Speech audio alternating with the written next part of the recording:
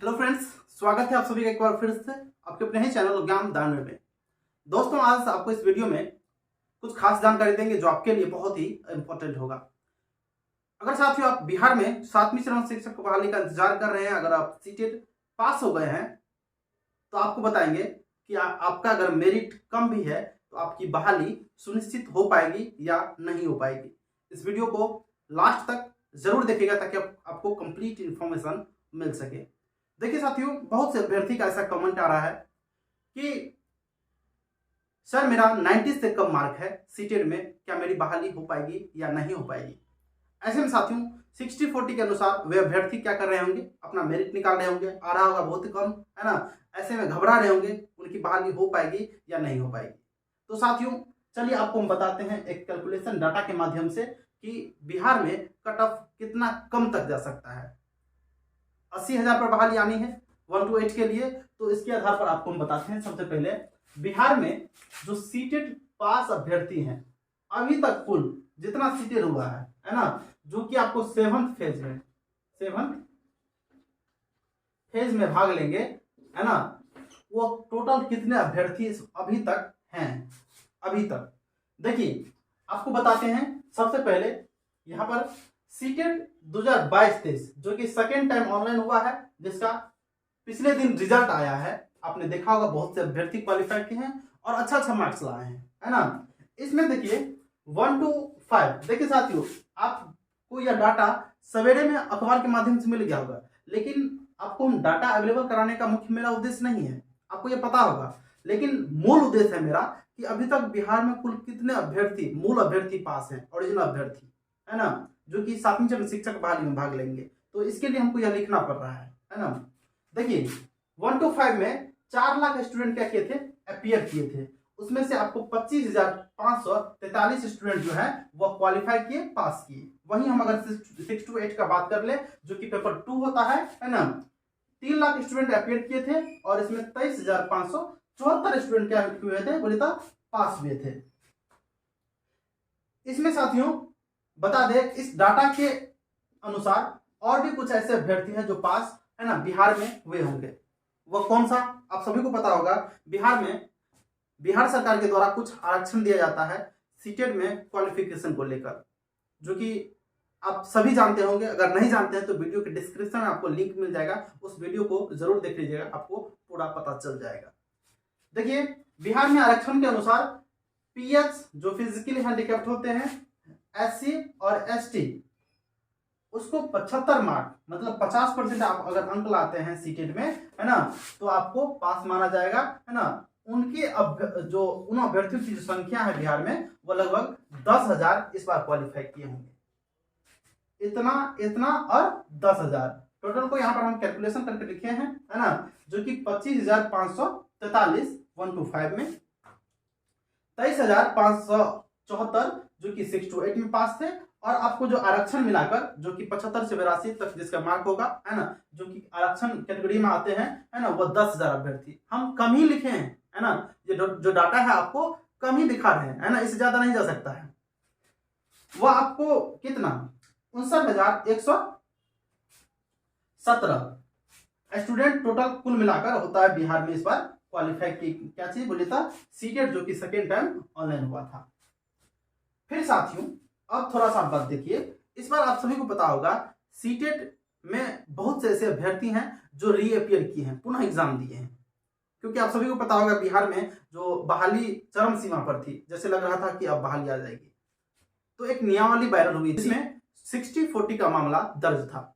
तो ऐसे में बहुत से अभ्यर्थी अपना मार्क गेन करने के लिए, अधिक लाने के लिए पुनः इसमें अपीयर हुए। तो इसके आधार पर आपको बता दें कुल 50%, हम आपको कम बता रहे हैं, 50% से भी अधिक अभ्यर्थी इसमें रीअपियर हुए थे, पुनः एग्जाम दिए थे। तो अगर इसमें से हम अगर 50% घटा लेते हैं, है ना, तो आपको कितना इसमें 59,000, है ना, 117 में से 50% घटा लेते हैं तो 59,558 स्टूडेंट क्या होते हैं, कुल आ जाते हैं, जो कि इस बार मूल अभ्यर्थी 2022 से 23 सेशन में पास हुए हैं, जो कि रीअपियर नहीं थे। अब देखिए 2022-23 सेशन में पास अभ्यर्थी हुए ही, लेकिन आप सभी को पता होगा अगर 2023 में बहाली आ जाती है, 23 में बहाली आ जाती है, तो जिनका सेशन 22 से 24 है, 22 से 24 है, उसको तो मौका नहीं मिलेगा। लेकिन सरकार का जो आदेश था उसके अनुसार 22 से 24 वाले स्टूडेंट भी इस बार सीटी में फॉर्म फिलअप किए थे और एग्जाम देकर पास भी हुए हैं।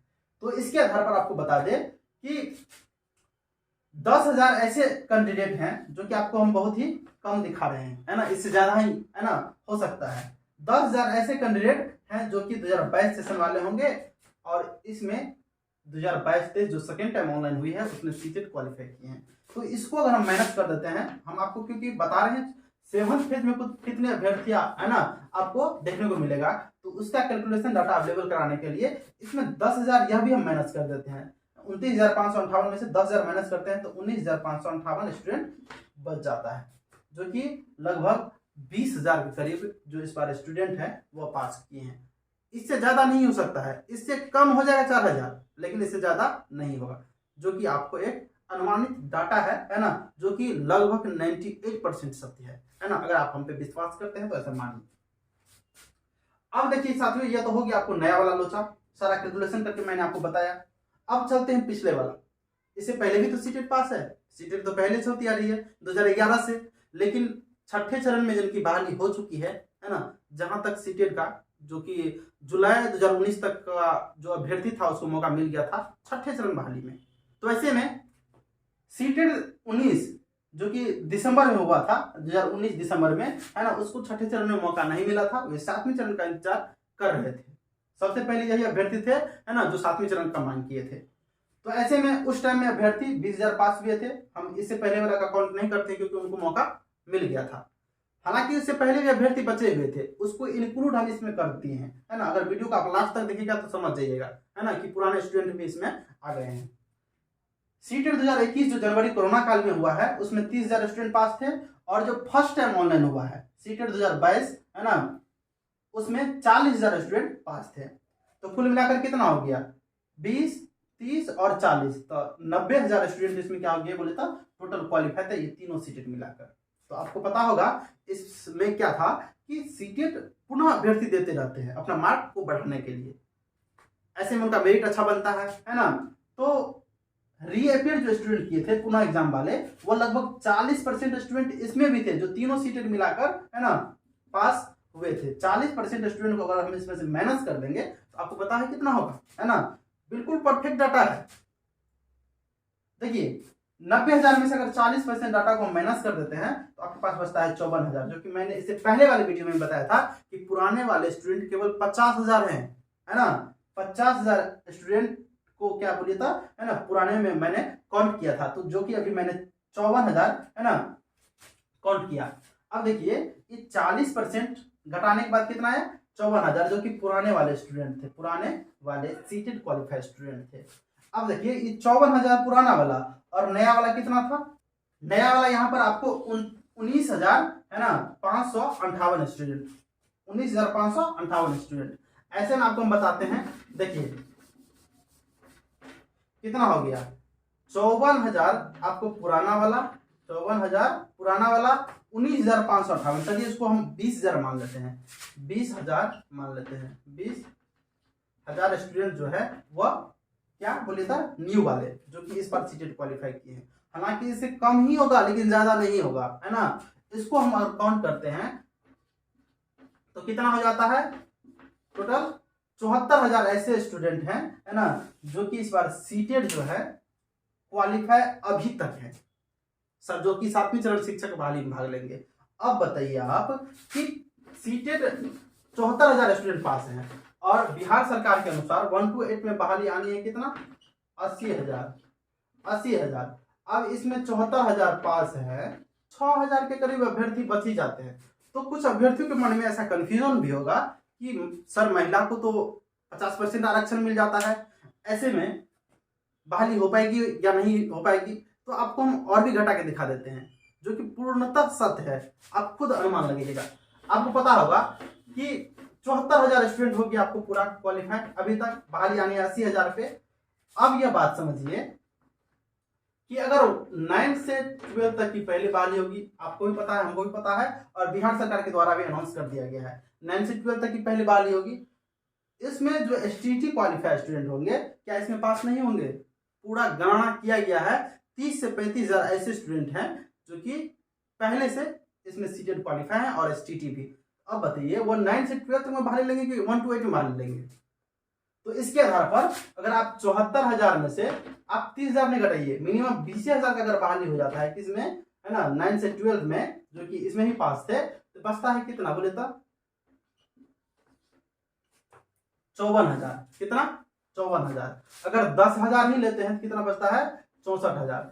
अब देखिए इसके आधार पर आप समझ सकते हैं कि बिहार में जो बहाली होने वाली है 7वीं चरण की, उसमें मेरिट कितना कम तक जा सकता है। देखिए साथियों, यह अभी तक का जो क्वालिफाइड स्टूडेंट था, हम इसके आधार पर काउंटिंग करके आपको हम बताएं, गणना करके।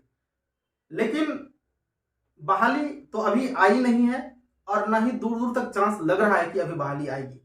इसके लिए साथियों, अगर आपका कम परसेंटेज बन रहा है या ज्यादा भी है, आप होशियार खुद को नहीं समझिएगा कि आपका परसेंटेज ज्यादा है ना, तो सभी अभ्यर्थी एक साथ मिलकर एक मंच पर आकर आप बहाली के लिए, आंदोलन के लिए आवाज उठाइए। आंदोलन अगर करते हैं तो बहाली अगर आ जाती है, अगला सीटें नहीं आपको झेलना पड़ता है, तब आपकी बहाली सुनिश्चित हो पाएगी। अन्यथा अभ्यर्थियों की संख्या में और भी वृद्धि होगी और जिनका कम मेरिट है उनकी बहाली नहीं हो पाएगी। लेकिन है ना, अभी अगर बिहार सरकार के द्वारा 1 to 8 की बहाली दे दी जाती है या नोटिफिकेशन भी निकाल दी जाती है, तो जितने अभ्यर्थी पास हैं कम से कम उनका बहाली हो पाएगा। ऐसे में आप समझ गए होंगे कि अभी तक कितने स्टूडेंट पास हैं और कितने परसेंट स्टूडेंट तक का बहाली हो पाएगा। जिनका कम भी मेरिट है, 52% भी है ना, तो उनका निश्चित रूप से बहाली होगा। आप ऐसा समझिए, अगर बहाली आ जाती है आपके मेहनत के कारण। तो चलिए साथियों, आज के वीडियो को यहाँ पर हम अंत करते हैं। तब तक के लिए थैंक्स फॉर वॉचिंग। वीडियो में तक बने तो